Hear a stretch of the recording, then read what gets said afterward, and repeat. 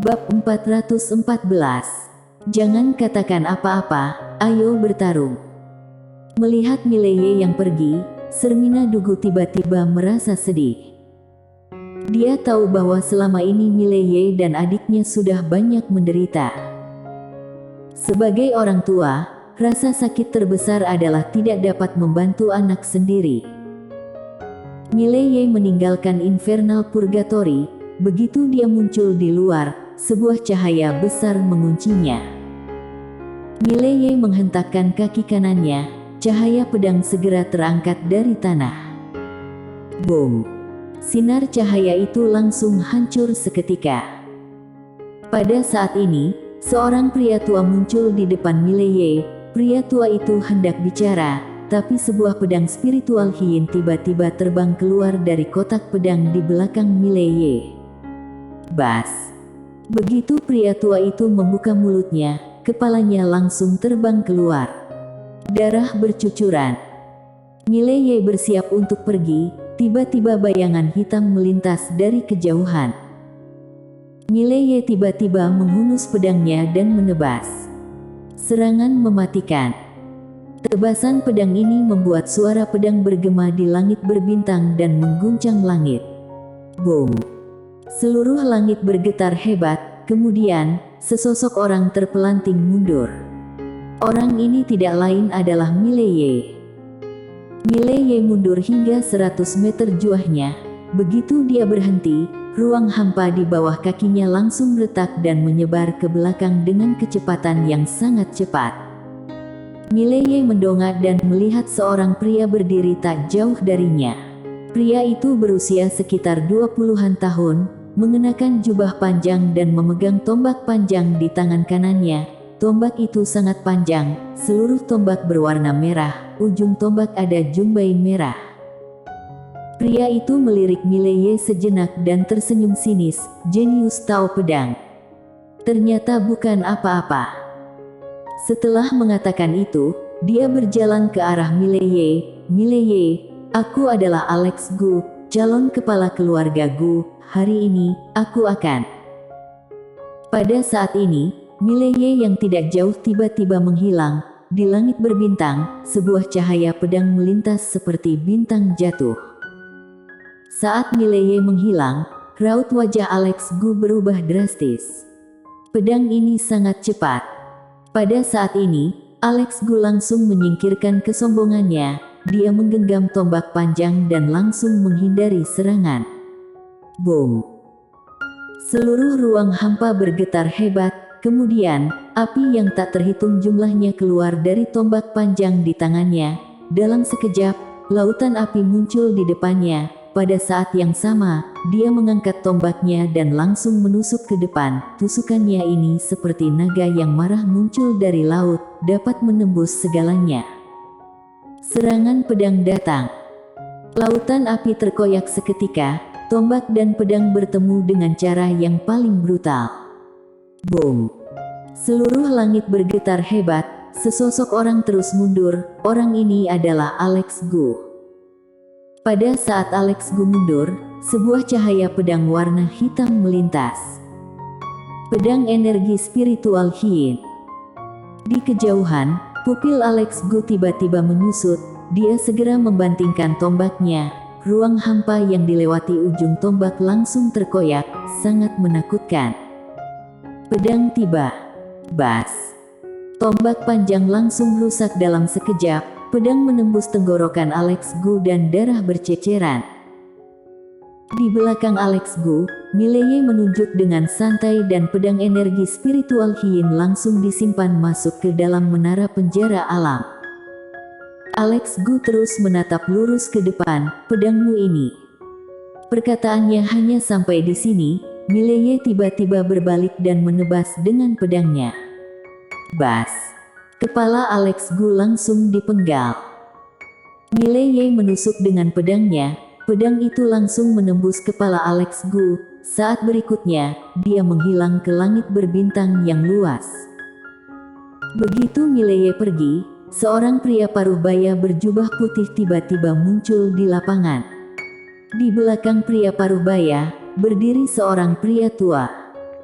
Pria paruh baya itu melihat ke arah di mana Mileye pergi dan tidak berbicara. Orang tua itu sedikit bingung, kenapa kamu tidak menyerang? Pria paruh baya itu menggelengkan kepalanya, orang ini tidak sederhana. Orang tua itu berkata dengan serius, arah yang dia tuju seharusnya adalah keluarga Gu. Kepergiannya ini sama saja dengan mengantarkan nyawa. Kalau kita tidak menyerangnya sekarang takutnya akan memberikan keuntungan besar pada keluarga Gu. Pria paruh baya itu berkata dengan datar, kenapa dia berani pergi ke keluarga Gu? Orang tua itu sedikit mengernyit, maksudmu, dia memiliki sesuatu yang diandalkan. Pria paruh baya itu mengangguk, orang ini memiliki pusaka hebat, itulah yang membuatnya bisa hidup sampai hari ini saja sudah sangat tidak normal. Terlebih lagi, dia berada di lantai 9 Infernal Purgatory, monster kecil itu membunuh beberapa master dari keluarga Gu dan keluarga Dugu, tapi dia masih hidup, apakah menurutmu ini normal? Orang tua itu terdiam. Pria paruh baya itu berkata dengan datar, alasan kenapa Sekte Nanwu tidak bertindak adalah karena mereka ingin terus menunggu dan melihat. Setelah mengatakan itu, matanya perlahan tertutup, meskipun pusaka itu bagus, tapi itu juga sangat sulit untuk dimiliki, sekarang mendapatkannya, itu pasti akan membawa bencana. Orang tua itu berkata dengan serius, ketua sekte, meskipun pusaka ini sangat sulit untuk dimiliki, ini juga bisa menjadi kesempatan bagi sekte Beiwu kita untuk melampaui sekte Nanwu serta tanah suci atau bahkan istana Weiyang.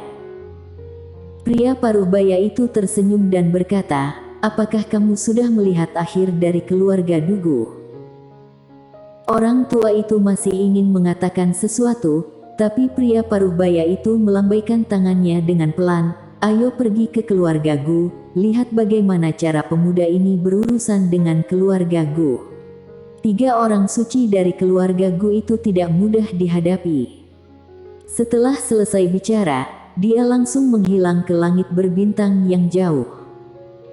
Orang tua itu juga bergegas mengikutinya. 2 jam kemudian, Mileye tiba di kota cabang dari keluarga Gu. Di depan gerbang kota, Mileye berjalan dengan perlahan dengan membawa kotak pedang di punggungnya, tangan kirinya memegang pedang dan tangan kanannya memegang kepala yang berlumuran darah. Kepala ini adalah kepala Alex Gu, calon kepala keluarga dari keluarga Gu. Ketika Mileye tiba di bawah tembok kota, seorang pria tua tiba-tiba muncul di depannya. Orang tua itu hendak bicara, tapi sebuah pedang tiba-tiba terbang keluar dari kotak pedang di belakang Mileye. Bas! Kepala orang tua itu langsung terbang, darah berceceran 3 meter jauhnya. Tak lama setelah itu, aura master terus-terusan terbang keluar kota. Setelah beberapa saat, lebih dari 30 master muncul di depan Mileye. 30 orang ini sudah bersiap menyerang, tapi sebuah suara tiba-tiba terdengar dari kota, mundur.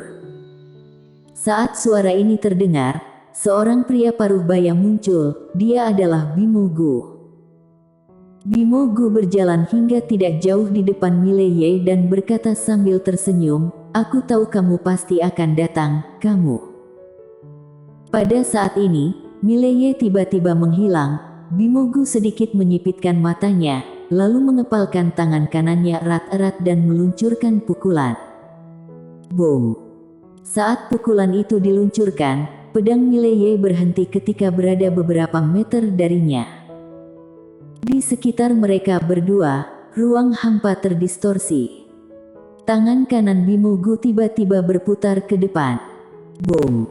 Mileye langsung mundur lebih dari 100 meter bersama dengan pedangnya. Pedang spiritual di tangan Mileye juga sudah mulai retak. Bimo Gu melirik Mileye sekilas, harus aku akui, kamu memang hebat, tapi sayangnya masih jauh dariku. Setelah mengatakan itu, Bimo Gu segera mengambil langkah ke depan, begitu dia melangkah, ruang hampa di sekitar Mileye bergetar hebat, pada saat yang sama, sebuah bayangan melintas di lapangan. cepat. Hampir tidak terlihat dengan mata telanjang. Bahkan mata pedang Mileye pun tidak bisa melihat lintasan kecepatan lawan. Harus melakukan yang terbaik. Boom! Aura kuat tiba-tiba berpancar dari tubuh Mileye. Saat aura ini muncul, ruang hampa di sekitarnya seperti air yang beriak. Setelan dewa. Menghadapi master seperti Bimo Gu yang levelnya berbeda dengannya, Mileye langsung menggunakan setelan dewa. Bimo Gu melirik setelan dewa yang dikenakan Mileye, ekspresinya agak serius. Pusakamu ini. Setelah mengatakan ini, pupil mata Bimo Gu tiba-tiba menyusut, kemudian dia segera meninju ke depan, karena sebuah cahaya pedang sudah tiba di depannya. Boom! Cahaya pedang hancur, lalu Bimo Gu dibuat mundur hingga lebih dari 100 meter jauhnya. Bimo Gu melirik tangan kanannya, pada saat ini, ada bekas pedang yang dalam di atas kepalan tangan kanannya. Bimo Gu menatap Mileye, matanya memancarkan cahaya dingin. Kali ini, dia tidak berbicara omong kosong lagi. Dia maju selangkah, tangan kanannya perlahan mengepal. Dalam sekejap, kekuatan yang kuat berkumpul di telapak tangannya. Di kejauhan, Mileye perlahan memegang erat pedang di tangan kanannya. Sebuah momentum pedang diam-diam berkumpul. Pada saat yang sama, dua jenis jiwa pedang terus menyatu dengan pedang di tangannya. Setelah hening sejenak, keduanya tiba-tiba menghilang pada saat bersamaan. Mileye menghunus pedangnya dan menebas. Bimo Gu meluncurkan pukulan. Boom! Di depan gerbang kota, sebuah suara ledakan terdengar seperti guntur, kemudian, tembok kota hancur. Tidak hanya itu, tanah di sekitarnya juga retak dalam sekejap. Namun Mileye dan Bimo Gu sudah kembali ke posisi semula. Di sekitar mereka, ruang hampa bergetar, seolah akan runtuh kapan saja, sangat menakutkan.